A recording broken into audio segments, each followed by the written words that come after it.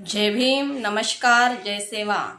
आरमोरी शहरातील जागृत नागरिकांनो, सध्या आरमोरी नगर परिषदेकडून घरटॅक्स वसुली मोहीम आरमोरी शहरामध्ये सुरू झालेली आहे.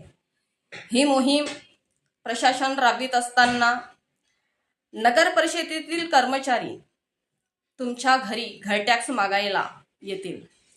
त्यावेळी तुम्ही त्यांना प्रश्न विचारले पाहिजेत. ते प्रश्न असे की घरटॅक्सच्या माध्यमातून आकारला जाणारा जो शिक्षण कर आहे, हा कर आरमोरी येथे ना नगर परिषदची शाळा आहे, ना अभ्यासिका आहे, ना कोणत्याही प्रकारच्या शिक्षण सुविधा पुरवत नसताना येथील नगर परिषद प्रशासन का घेत आहे, हा एक महत्त्वाचा प्रश्न आहे. आणि हा प्रत्येक नागरिकाने हा प्रश्न येथील नगर परिषदेतील प्रशासनाला विचारला पाहिजे.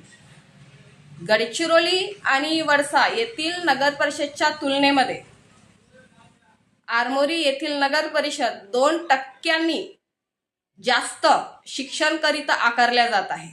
ही आम्हा नागरिकांची खूप मोठी फसवणूक आहे.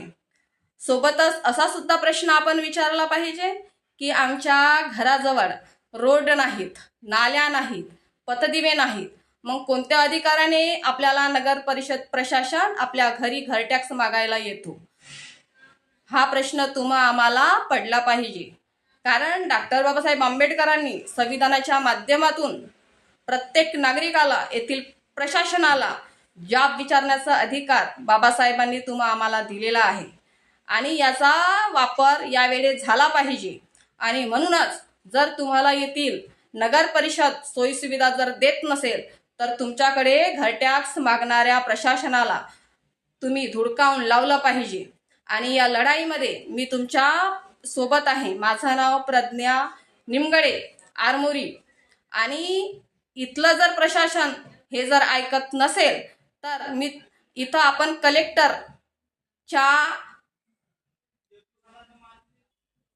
जर इथलं आरमोरी येथील प्रशासन जर ऐकत नसेल तर जिल्हाधिकारी कार्यालयावर सर्वात मोठा मोर्चा काढून दाखवून आपल्याला आपल्या अधिकाराची, हक्काची जाणीव करून दिली पाहिजे.